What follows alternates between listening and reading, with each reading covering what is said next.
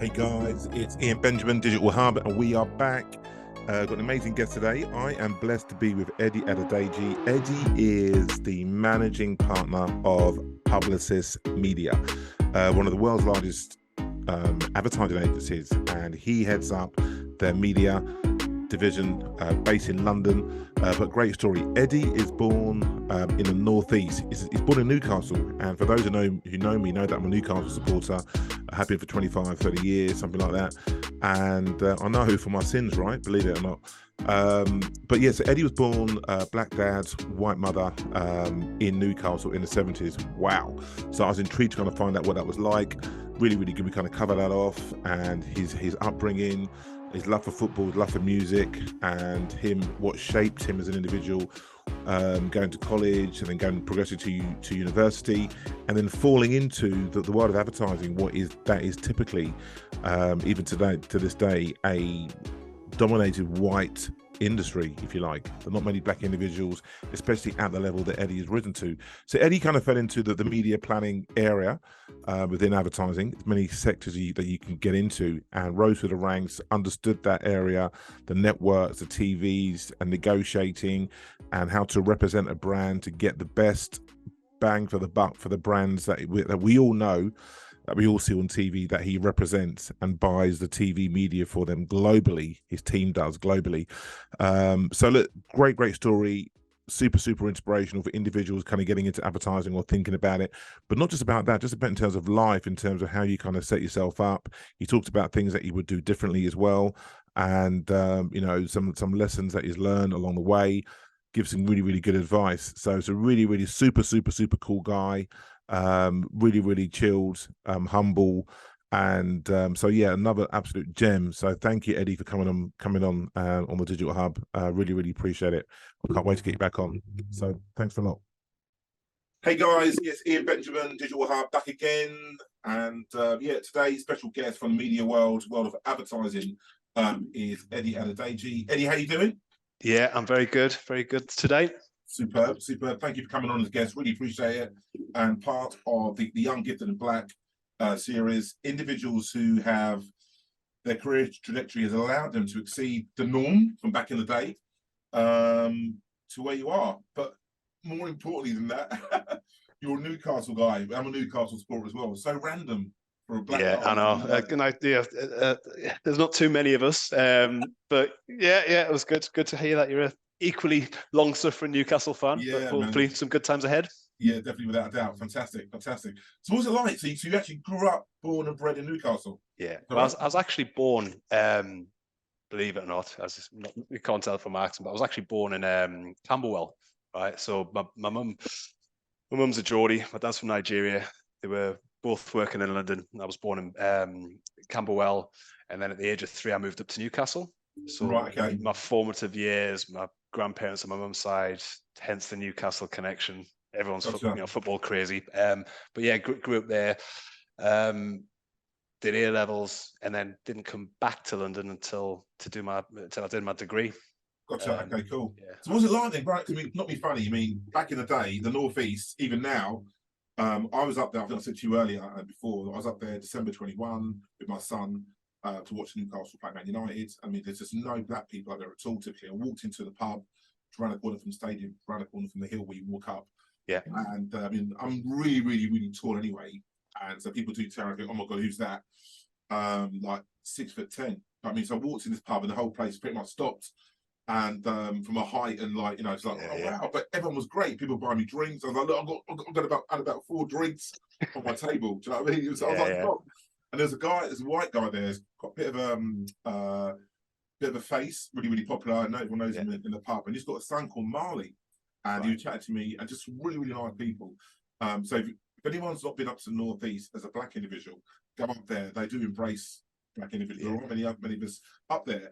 So bringing me on to what was it like, at school, etc. and so forth. And no, it's I can only speak of good times when I growing up. Brilliant.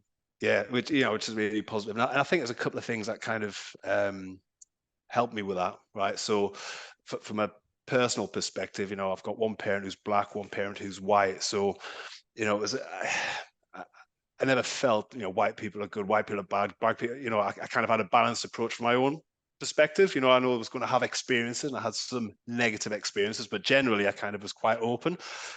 And when I first went up there, I said, it must have been about 77, 78, something like that, when I first moved up there. So in those times, there wasn't really a big non-white community. There was parts of Newcastle that had a little bit of an Asian community, but in terms of black communities, there was no one there, right? So that's right. I think where we've seen tension over a period of time and in different spots around the world is when there's a bit of a community, and there can be some kind of seen as a threat, someone kind of coming in and moving in. So I was very much a novelty, right? So my high school, my secondary school, there must have been about 1,500 people, and there were 3 of us, right? There was me, my younger sister, and a guy, Chad. It was, and that was it. They were the only black faces in the school, So wow. So, but again, that's one of the good things. Obviously, like as you said, like a novelty. There wasn't a community, so there wasn't like any sort of like rubbing up against anything like, because there wasn't enough of you there to cause that tension.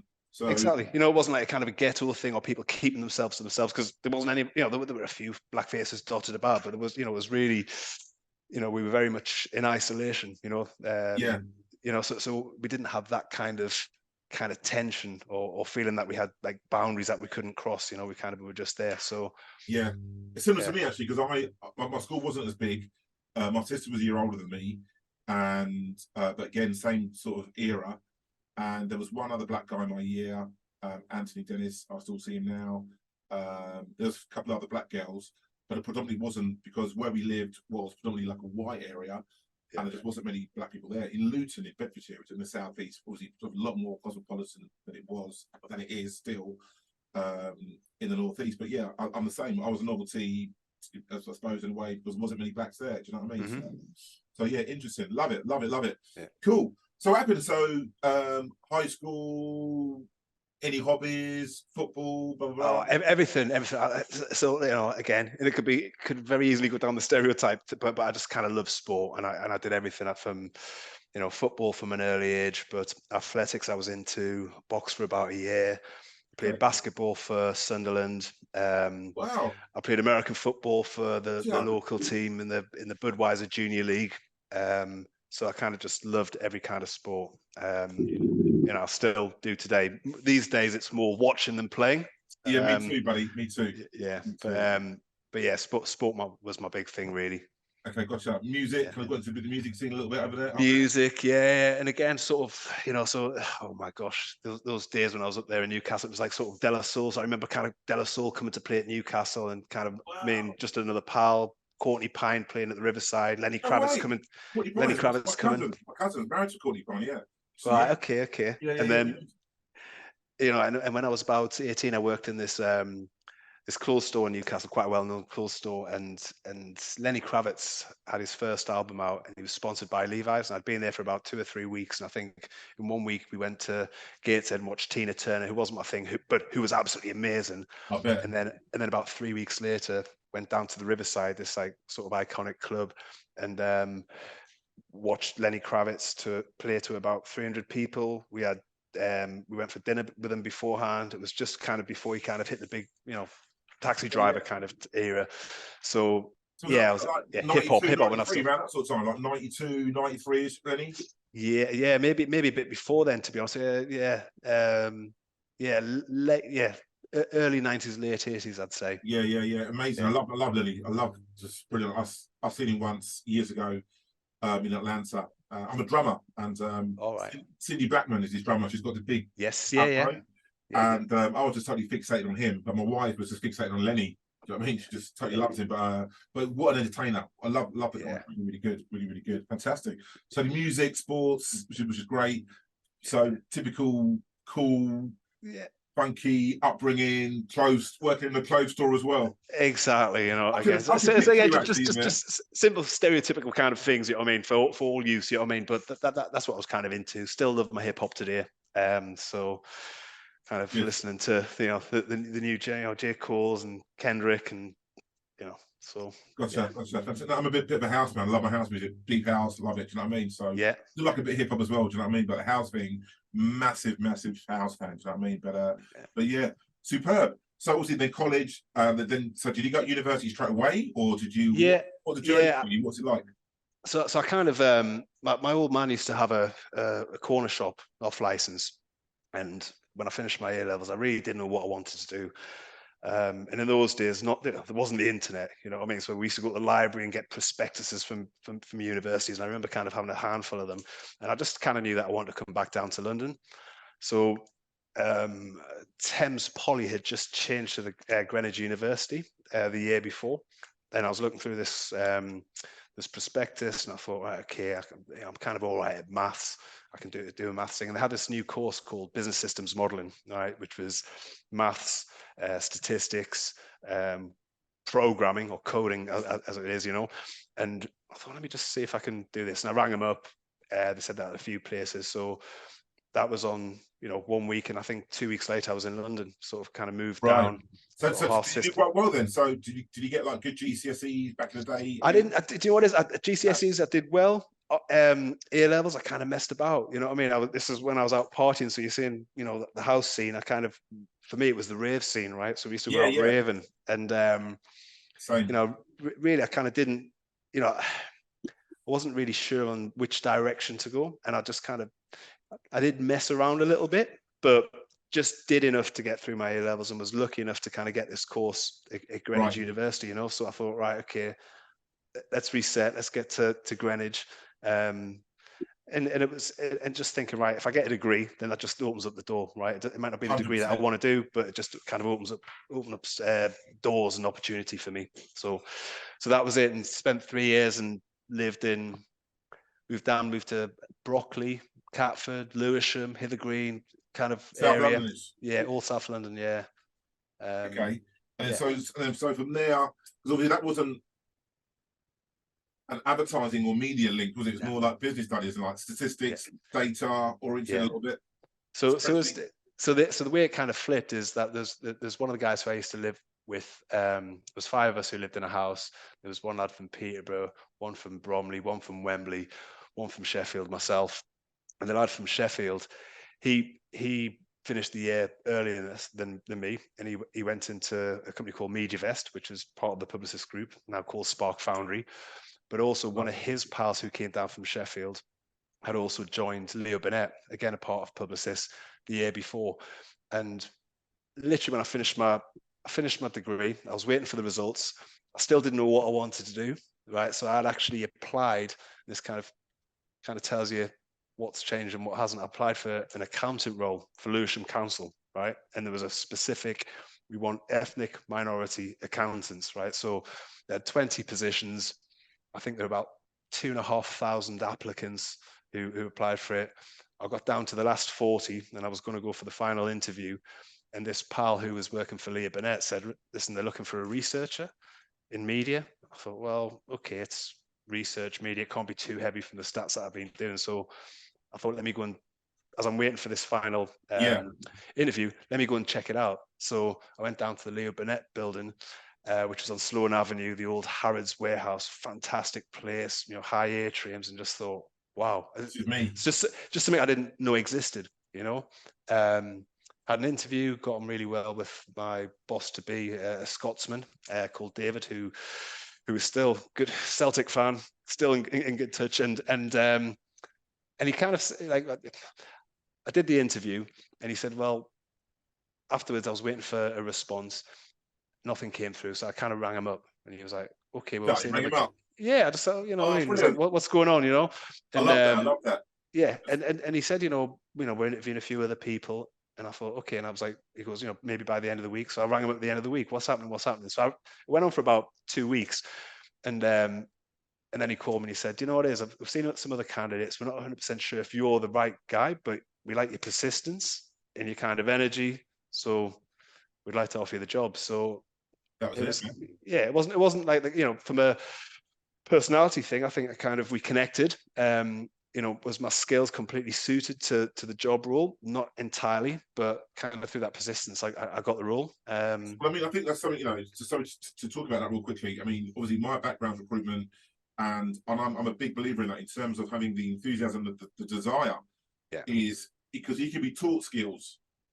Okay, you can be taught certain things, but if you haven't got the desire, then you know, I think I would rather have someone with a desire than have information down on paper a lot of the time. Because, like you said, you went to university and you didn't do a degree in advertising, and he found out that's what he wanted to do. So, having that enthusiasm, having that desire, I think is fundamentally important. I think so, and that's what your first boss picked up on. Your persistence, picking up the phone, saying, "Look, what's going on? What's going on?" Everybody thinking, "Who is this guy, man?" I mean, I mean, he obviously wants a role, right? Yeah, so, I mean, my son's 21, and I kind of see he's doing his final year of university. He's going for little interviews, and even people that I've employed over the years. It's that, you know, if you see somebody who wants the job, you know, and shows a little bit of desire as opposed to just like a box ticking exercise. I've got it down 100%. On paper. You know, it counts for a lot. Definitely, definitely, yeah. So that's what did for you, right? I mean, that's facts. What you just said, and it helped you kind of get over the line. So brilliant. So Leo been there. So you went in as a researcher. What were you researching? Well, so it was media research. So I think that back in the day, it was my first project was looking at the sponsorship of the Rugby World Cup, and that was one of my interview questions. You know, who sponsored the Rugby World Cup? And I kind of said to the guy, I was like, I'm not into rugby. You know what I mean? I'm not really a rugby guy. If you ask me about football, he was like, okay, well, being media, you have to be a little bit broader. You know, I was like, okay. But he kind of laughed at my cheeky response. So when I first got in, it was like, okay, let's have a look at what advertisers are present. You know, what's the perception of those ads that are connected to the Rugby World Cup? It was sponsored by Heineken at the time, and I worked in a team. There was a bespoke team for Procter and Gamble, right? So. There was about 30 of us in this office, and I was kind of sat. There was like 3 researchers, and the rest of the guys were the buyers, right? It was like the buying unit. And after about, you know, I was an all right researcher, but the boss kind of heard us on the phones and chatting to, you know, some of the banter with some of the rest of the team, and he was like, "Do you not fancy doing buying?" And I'm like, "Yeah, actually, that's more my gig." You know what I mean? Like sort of TV buying. How long was that? After a few months, or like that was it was about 3 or 4 months. If that, you know, 3 or 4 months, and it was like, you know, you could do this, but actually, in those days when you were kind of a TV buyer, it's changed a lot of the, you know, today it's a different kind of world, but in those days it was very much a confrontational kind of role, right, where you had the agency or the client on one side, you had the vendor, not the partner, the vendor on the other side, and you used to kind of butt heads trying to get the best deal for your client, you know. And wow, you know, you had to do your kind of homework, you had to be, you know, competent in maths, but you had to be able to articulate your kind of rationale in any kind of negotiation. And that's where, you know, they said, okay, well, we think you can do that, and that's the bit that I kind of really enjoyed. So superb. And you're speaking what? So you're speaking to like ITV, exactly, to the actual. So they're saying, well, we've got these amount of minutes available in and around just the World Cup. We've got this, but so you. Yeah, exactly. Are you in this show? I don't want to be in Emmerdale. I don't want to be in Coronation Street. I don't want to be in the end break. I want to be in the centre break. You know, all this kind of. Yeah, definitely. Yeah. Wow, brilliant. Yeah, because you know, I worked in print, and so yeah, same sort of thing, selling the back cover, or you want to be run a book in the book. We want to, so similar sort of thing, but from a TV perspective. Superb. So that was it. So you being on the phone, speaking to media owners, speaking to the vendors. I mean, that's what you loved doing. Yeah. And and again, what was the next step for you? What happened there? So the next step. So I mean, I did that so I kind of joined as an exec. You know, as I said, there was a team of about 30 people. In the first couple of years, we had a pitch to kind of consolidate the business in the UK, which we managed to do. I stayed with the team. I got a group head. Then I became head of broadcast, and then I became head of the investment team. What does that mean then? So, like, what does that mean? So, when you just to, I want to give people an understanding of what that means. So you're there for like a couple of years, 2-3 years, worked your way up. Yeah. That means so you're there every day, showing commitment, showing that enthusiasm, being a trusted, loyal member of the team. Yeah. Yeah. And then then you had individual direct reports reporting into you, and you would mentor them, show them the ropes in terms of buying and what it's all about. Yeah. That's it. You know, but it was like very much from the grassroots. It was like, the job was almost like an apprenticeship, right? So you got on the beginning of the day, and all of the old kind of admin roles that the buyers and the group heads needed to do, you kind of picked up, right? So you kind of had to kind of make sure that they were prepped to do the negotiation and get all of their stuff in order. And from doing that, you kind of learn the job, what was important information, how to interpret it, how it could be used. So you got like, again, you can take the perspective of, right, okay, I'm not straight on the phones negotiating. I'm doing all of the prep work and kind of listening to people. So, this You was, understand the process of what it. yeah, you have a deep understanding. You listen to the conversations, you hear the negotiations, you understand when people are getting knocked back, how they pivot and change the story. So you kind of had a real sort of intimate education in the role, and sticking with the client. P&G also had the media center who was based up in Newcastle, which was kind of quite coincidental. I didn't know that at the time. So we used to, at first first review presentation, client presentation, I kind of went up there and I was sitting quietly, and it turns out by some quirk of fate that one of the senior clients, he was my best friend's father's pal, and when I was a kid playing snooker in his neighbor's house, it was his house, so he remembered me. I didn't know who he was, what I mean? So yeah, wow. So that, just like crazy thing. So, and the funny story about him is he was a Sunderland fan, and so he was a Sunderland fan, and he assumed, because at this time I lived in Washington, which is in between Newcastle and Sunderland, he assumed that I was a Sunderland fan. And I remember coming back, telling my boss, and he was like, "You can't tell him that you're a Newcastle fan." Yeah, I mean, so I had to live this lie for about 6 months. He retired soon after, but I had to live this lie. Yeah, exactly. I know. So, yeah, but again, so you kind of, yeah. So it was like kind of learning learning the business, learning the principles of and the the discipline of TV buying and what it entailed, growing your relationship with the client, right? So P&G, I kind of worked on them for about 10 years, so this was a long journey. Started off on TV, started working in digital, getting promoted throughout, and then a little bit of out of home, and then when we had, after we consolidated the business, and I was like the investment lead, I was kind of all media channels, all of the spend on behalf of P&G, we would kind of give the recommendations and do the negotiations with the vendors, with the client, for all media. So running a team of about 30 people or so. I must have been like, what, 50 million? Just spending millions and millions, and like 100 plus million. Yeah, lots. Yeah. Wow. UK and global time. UK's biggest advertiser. P&G. Biggest advertiser. Yeah. Dr. Gamble. So, I mean, did he come close to it? Because they had that account. So you had the account like 10 years, right? 10 plus years. Yeah. I mean, they still got it within the group. We still have it in the group. The bits have shifted, but it's still a Publicis client. But I kind of did that, and after a slow journey, I'd say, I think, looking back in those years, I think there was a little bit of, I moved slower than I could have done. Oh, really? And, so talking to my younger self, I'd kind of go back and say, okay, if you had a little bit more confidence, were a little bit braver, I could have been a bit more aggressive pushing for that development. But as it turned out, maybe the slower way was kind of the right way for me, because I kind of got there, and as soon as I kind of led that team, I had in my head, I was right, okay, I want to do this for 3 years. I want to kind of go into the job, understand it, do a year of nailing it, and then in the 3rd year kind of leave it with a successor, and then kind of move on. That was in my mind, and that pretty much happened. I kind of moved from that UK role into an EMEA role, so looking across the region, and trying to take the best practice that I had with P&G across the network for where we either had the business, because the UK was the most sophisticated market. How do we replicate that in other markets? And then going to South Africa, to Turkey, to Ukraine, kind of to Poland, to Italy, to Spain, to pitch and try and win the business across Europe. Yeah. So you've done that as well. So you actually were hands-on in terms of the pitching side of it as well. Yeah. Okay. Which is okay. So is that like the natural progression? So do the buying, and then you kind of get into pitching for. It can be. Some people take, usually from an investment role, you kind of go, you go so far with a particular client, and then you may want to kind of work within the agency. So I could have, at that point, try to do that same role for another client or for a group of clients, or to ultimately be an investment lead across the agency.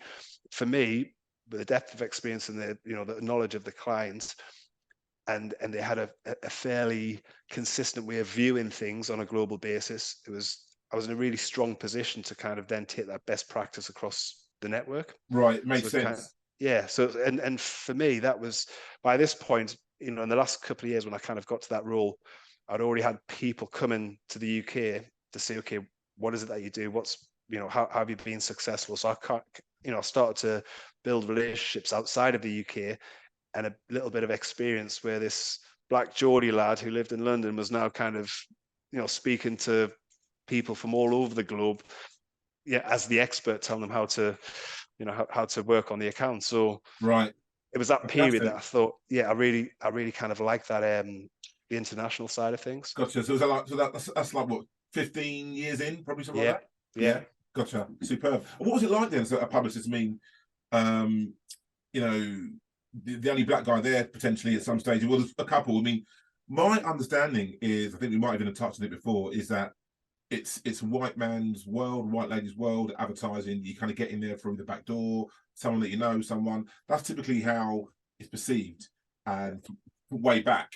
And that was when you were in there. You got, what, trying to say you're really old, I mean, for way, so no, definitely, and that's the thing, right? So I was definitely a minority. From an investment side of things, I don't think there were any other black faces. I think there was a couple of Asian guys who did planning, the other side of it, but we were very, very, very much in the minority. But interestingly, for me, my the thing that I had to kind of get over, what I felt more, because bearing in mind, I came from Newcastle, where I was very much in a minority. So actually, this was same, right? Nothing new for me. The thing that kind of got me is that I was the Geordie, right? So I was the Northerner, and and that was as big a barrier for me personally. Oh wow.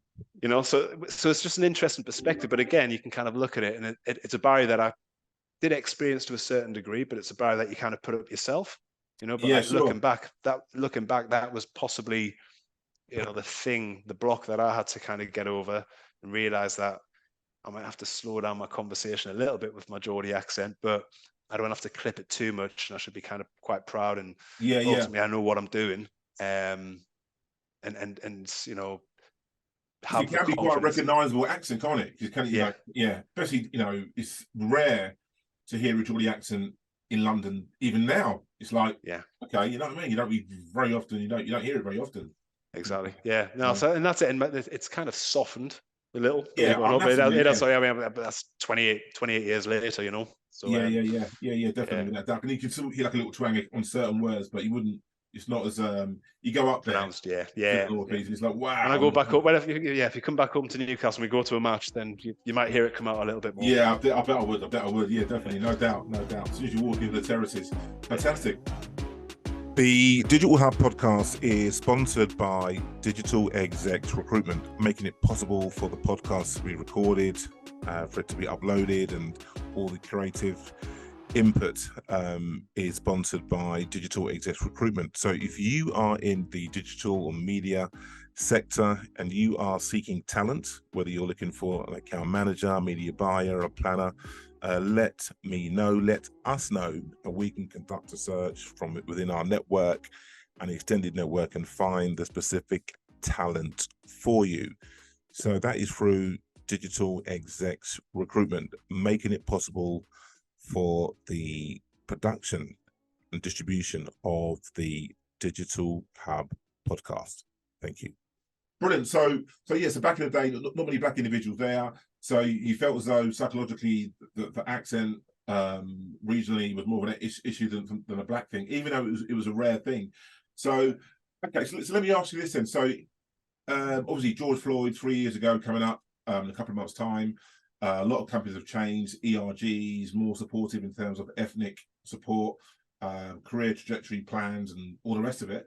Was Publicis, I'm assuming a global company, so did they have D&I processes and objectives in place prior to BLM George Floyd as well? Did they? Or yeah. No, but they've accelerated massively more since then. Yeah, they've always had a kind of good heritage and kind of in diversity, you know, from LGBTQ to ethnic, you know, they've always had a heritage in supporting minorities. When the whole George Floyd incident happened, there was a really big reaction from Publicis on a global level, you know. So there were time, you know, folks in the US kind of had days allocated to kind of address and give space and kind of discuss topics. Over here in Europe, there was a big reaction to say, you know, we need to kind of look at how we are as an industry and who we work with. So there was, you know, there was an acceleration of certain partnerships and some partnerships made with external parties to kind of help foster you know, a more diverse environment. And for me, it was a bit, you know, the intent was there, and which is the important thing. Yeah, I think 100%. the intent, you know, the intent was there. You know, there was a self-awareness and an honesty which I did appreciate and like, where they said, you know, the company said, you know, we want to kind of talk about this area, and we're going to make mistakes.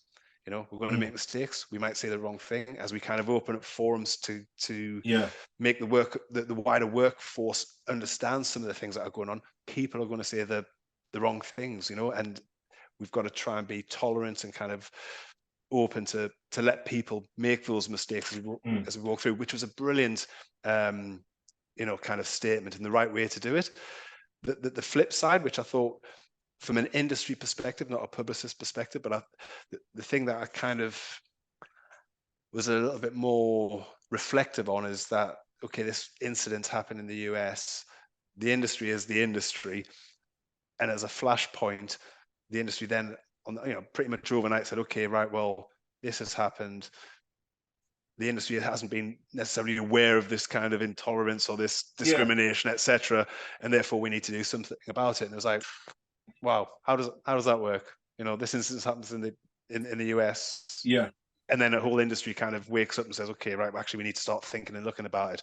So I think, but again, I think that's everywhere. I mean, no one. I mean, I've got a lot of white friends, black friends. A lot of my white friends were like, "Well, I didn't know this was going on. I didn't realize the intent of it. I didn't know, you know, that you're living that every day." I said, "Yeah, we're living that every day. We're not making it up."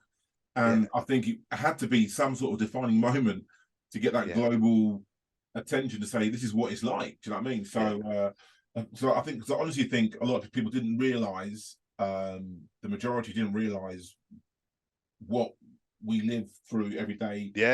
People of color. Do you know what I mean? So I think it needed that to happen, and and it was, and I think a lot of the black community, we became a collective voice, because if I said something, you know, going out, leaving my house one day, and I got some racial abuse, not that I do often, but if I did or something happened, it was almost like, oh, don't worry about it, Benj. Don't worry about it, Ian. You know, it's fine. We love you. It's okay. And it just be kind of like just laughed off. Don't worry about it, sort of thing. But after, when BLM and George, when that situation occurred, it kind of like said, look, no, that's not good enough. You know, we're going to take we're going to change and make a positive step. And I think it needed to happen so that something positive happens. Come out of it. Yeah, and that's it.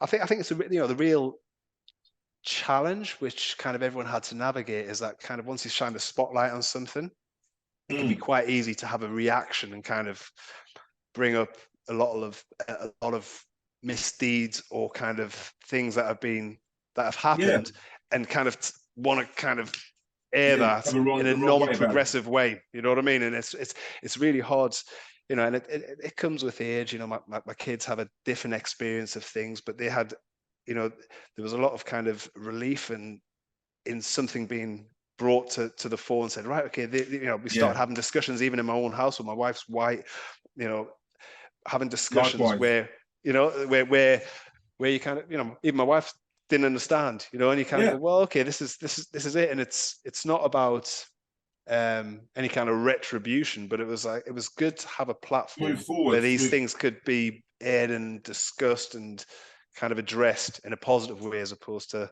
you know, either kind of shoved, you know, hidden away or kind of festering, you know. Definitely. It was a platform for understanding, and for change, and for real yeah, for real change. But for me, it was like I felt that collectiveness from the black community allowed me to talk to my mates, family, blah blah blah, and saying this is, yes, this is what it's like. Because before it was like, oh, don't worry about it, sort of thing. And they weren't being racist in those comments. It was just like, oh, don't worry about it. But then it kind of brought some seriousness towards it. Do you know what I mean? So superb. So within Publicis, or within the world of advertising, I should say, I've seen a change and I've spoken to several other individuals of color within the industry, and they, like, there's ERG groups and other sort of positive things happening, and from an ethnic point of view, which is kind of positive. And it sounds like that you're seeing the same thing as well from Publicis, where there's strategies and processes in place to be more ethnically diverse from the top down as well, or just from the bottom. Are you seeing it in the middle as well? You're seeing it more because there aren't many people with your experience of color. So, individuals coming through need people like you to think, well, actually, I could be like Eddie. Do you know what I mean? Yeah. No, I think companies. I think that a massive opportunity for anyone getting in to the business from an ethnic background, from any background, but with particular reference to the ethnic community.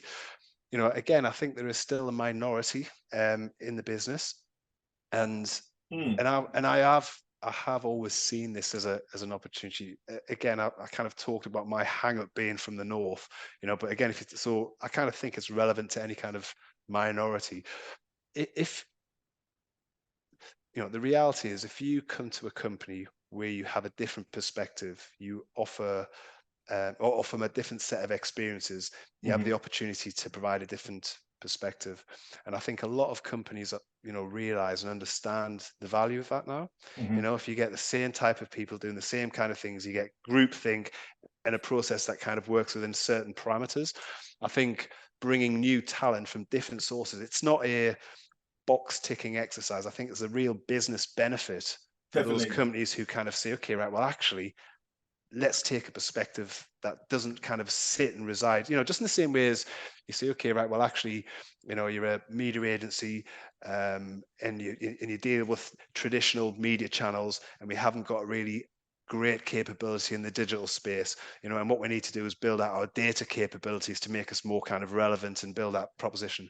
Equally, from a personnel and talent perspective, bringing in something that isn't within the kind of current organization, it's going to benefit you. It's going to benefit. So there is a real opportunity for ethnic minorities to kind of move into the industry, but there's a massive benefit equally from a company perspective to bring new sources of talent in. Definitely, yeah. I think they succeed. Not even from an ethnic point of view, but as you mentioned, the LGBT, you've got the disability side of it as well, just different perspectives. And I think companies are now realizing that benefit, whereas before it was very much like a closed box. We're doing it this way, and it's going to be this very kind of straight, structured, white type of process going forward. But I think digital transformation, what's happened with BLM and ethnicity, I think individuals realize being more inclusive across the board pays dividends without doubt. So what's your day look like now? What's a typical day for Eddie at the moment in time? Well, I'll kind of talk about the role, right? So I'm kind of a global investment director. So with that, it's either working on a particular client and saying, okay, on where they spend their media money, advising them as to what kind of partnerships they should be making in the market, right? So who should we partner on a market level, regional level, or a global level? It's kind of advising our teams on our side as we approach the market, an approach to negotiations, right? So a client advertises to sell product, and there's some bits that go in between. Ultimately, I need to go and speak to our markets and say, okay, right, well, in the negotiation, trying to serve the client's needs, here are some kind of pointers from a negotiation point of view, principles and frameworks and processes. So it's partner management, if you like, and building relationships with vendors in the market. It's network management and making sure that we have a consistent approach or nuanced enough depending on what individual market. And then there's a big piece with the clients, right? So again, just with the whole pace of the industry, you know, you kind of have to keep on, you know, you have to sometimes run at 120 miles an hour just to stand still, you know, with Yeah, definitely, especially now, because you've got, like, for example, our standard, what's the TV station? So it's a standard linear TV. You've got Yeah, linear TV, which is, you know, the last 2 years in the pandemic, right? You kind of had this period where everyone was isolated and stuck at home. So that, you know, viewing levels went through the roof. Then you yeah, had the launch of streaming services, which have disrupted the market. Then you've massively. had the end of the lockdown, which is kind of, then you're seeing audiences pull away, and the you know, the migration away from that linear TV by younger and more affluent, you know, moving to streaming. So there's a Yeah, massive challenge for advertisers to yeah, understand where's the best place to put the money to do the job that they used to do when there was, way back when I was there, 5 channels to advertise yeah, on, you know. yeah, So it's, definitely. you know, so it's, You got more vendors, the same budget, but more vendors, and you got to understand the metrics, and you know, the yeah, understand a new, not the metrics, but I mean, you got to understand the whole streaming as a new medium, right? You got to understand yeah, the value in that. So yeah. so So it's like really exciting times, you know. It's like, again, with all of these times where there's like a paradigm shift in things, you know, there's always that period of uncertainty, and I think those who kind of lean into that uncertainty to try and understand, you know, what's going on, and trying to help and become like a trusted advisor of your clients to kind of go on that journey and start to say, okay, this is how we're going to navigate it. That's you know, that's what the client needs. You know, they kind of need that guidance. And hand holding, yeah, hand and holding. you know, and again, it's not me alone. I'm the investment guy, but from a whole planning perspective, you know, once the planning team kind of looks at the consumer, understands how they behave, and understand what drives them, then they kind of work on media plans and what kind of channels could be used. And then I kind of come at the back end of it to say, okay, so if we are using these channels, here are the partners within that, Yeah, that we might kind of be able to drive most advantage. So, you know, it's a very much multidisciplined approach, you know, which is kind of cool, you know. Kind of yeah, yeah. it's a challenge, but with all of that disruption, there's opportunity, right? New behaviors kind of create new opportunity, and it's trying to figure out if you can connect to them and take advantage of them. Keeping you on your toes, by the Always, sounds of it. always. Definitely, yeah. Okay, so what would you say? So you touched on it earlier. You know, if you could speak to you 20 years ago, or whatever, or 15 years ago, coming through.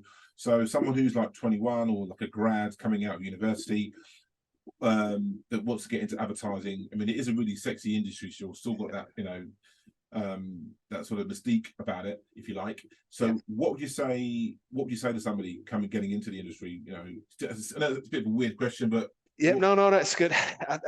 Okay, so the two killer things that I would kind of say is kind of learn the basics and fundamentals, right? So no matter what media channel you're working with, or whether it's a planning perspective, a buying perspective, a strategy perspective, a data perspective, it's kind of learning the base kind of core fundamental discipline, right? I think that'll stand you in good stead. You know, once you have the fundamentals nailed, and those generic skill sets, you know, and within that relationship building, you know, kind of trying to organize and navigate an organization, you know, so the people skills is really important as well. Try and get those fundamentals nailed down and be prepared to learn, you know. right. You know, maybe do it a bit quicker than I did, but you know, definitely take the time and try to understand the value of just understanding those basics. You know, I think being a, you know, quite a fast-paced environment, I think there's the temptation to run before you can walk. Right. Okay. I've seen people who progress before they're ready, you know, Yeah. and kind of at some point in the future they become a cropper because they haven't learned those basic principles. So I think it's really important to kind of to live and breathe it each step. Probably don't rush, because you need those experiences to help strengthen you as you go up.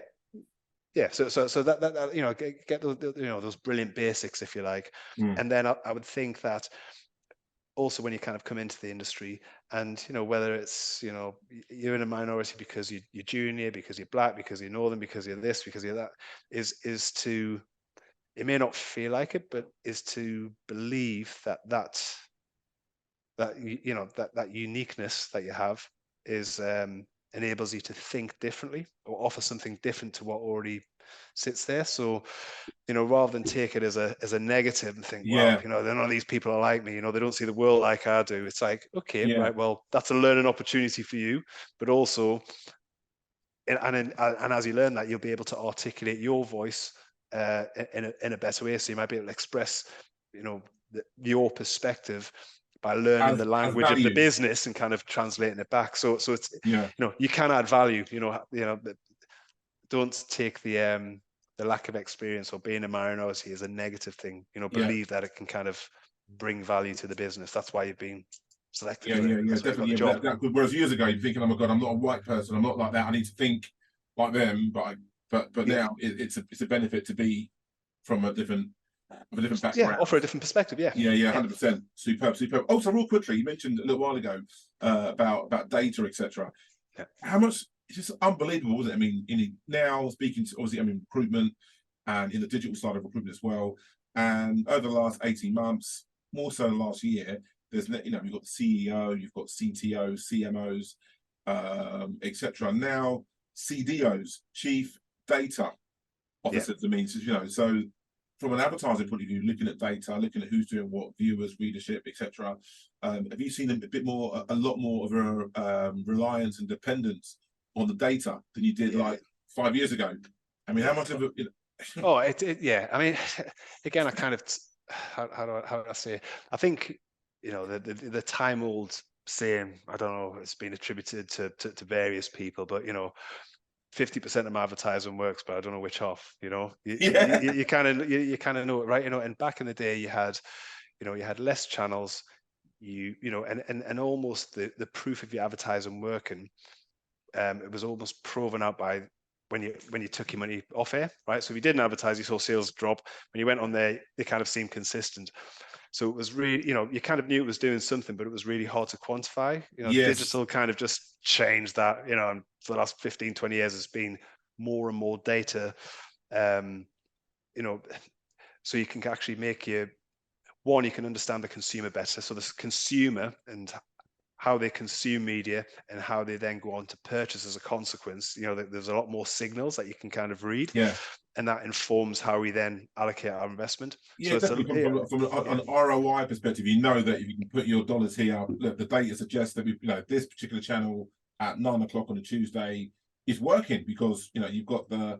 yeah. I mean, you can kind of like, but years ago there wasn't as much dependence on it. So, but yeah, so data's I Yeah, suppose it's is it's ultimately driven, I suppose, by data availability. Before you worked with we were innovative with whatever data that we could get.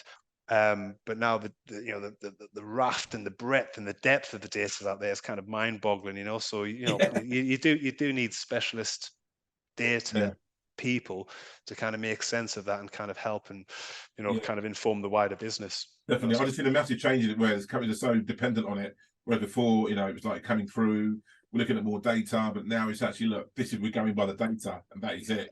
Science is there.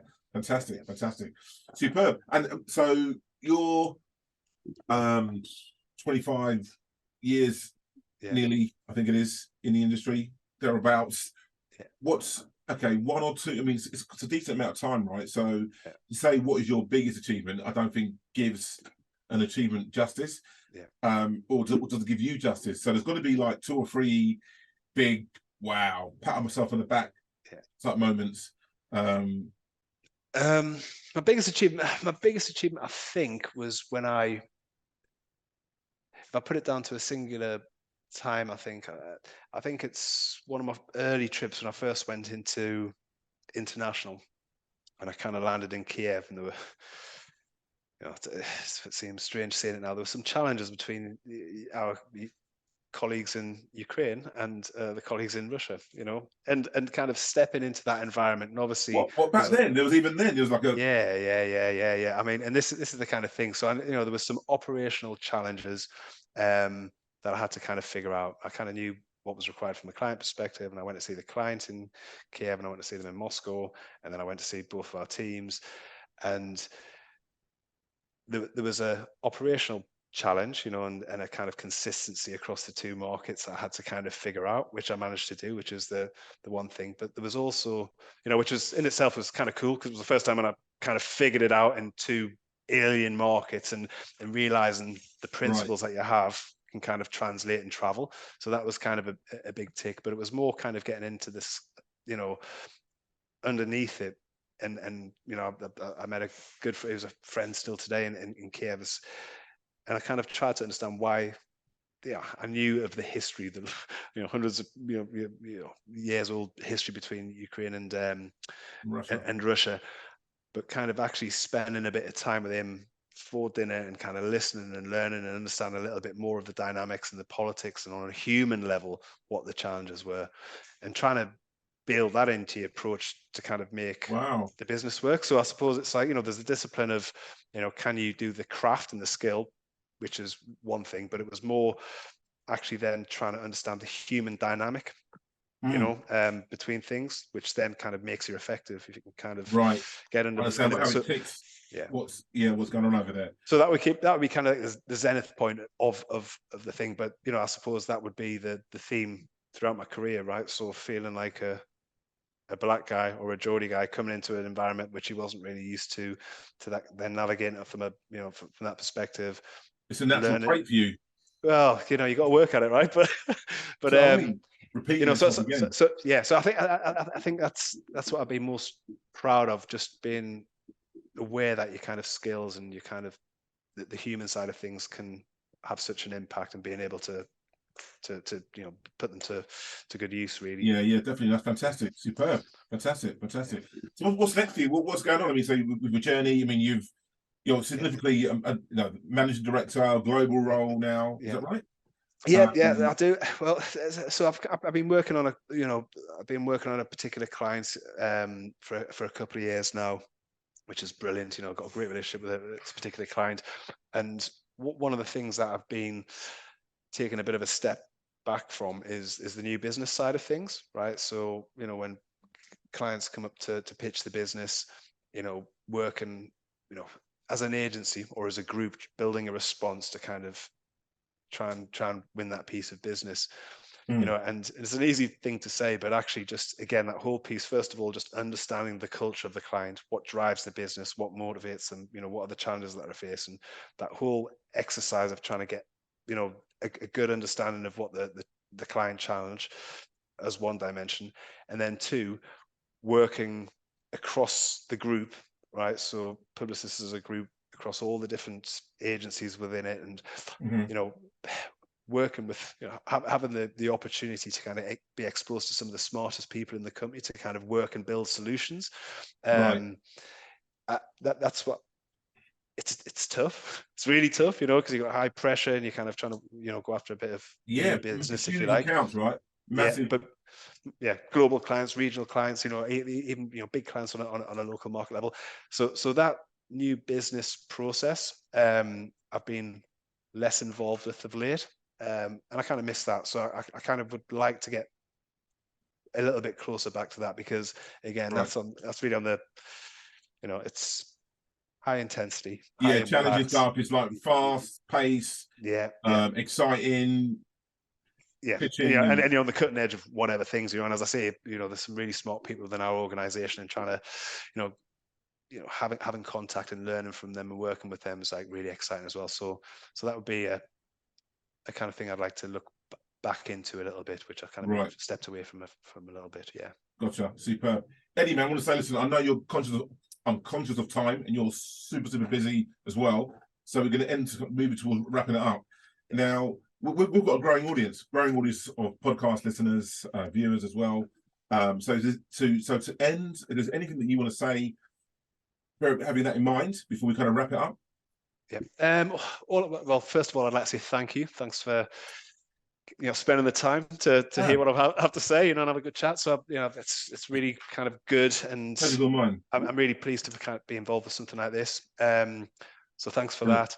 I would say to any kind of, you know, anyone from an ethnic, you know, background, looking at, you know, potentially thinking, or who haven't historically considered roles in media, I think it's a really great opportunity. I think the business has moved on quite a bit over the last 25 years that I've been involved. You know, I think there's fantastic opportunities. I would very much encourage you, you know, sort of leaning in, you know, and not just within the agency. I think that the agency world, but within the whole industry, I think there's a lot of support and encouragement and drive to kind of bring that diversity. So I think, you know, there's a lot of resource and people out there that you can kind of connect with to help people get in, help make their, you know, to feel confident that they'll be supportive if they chose the world of advertising as an industry.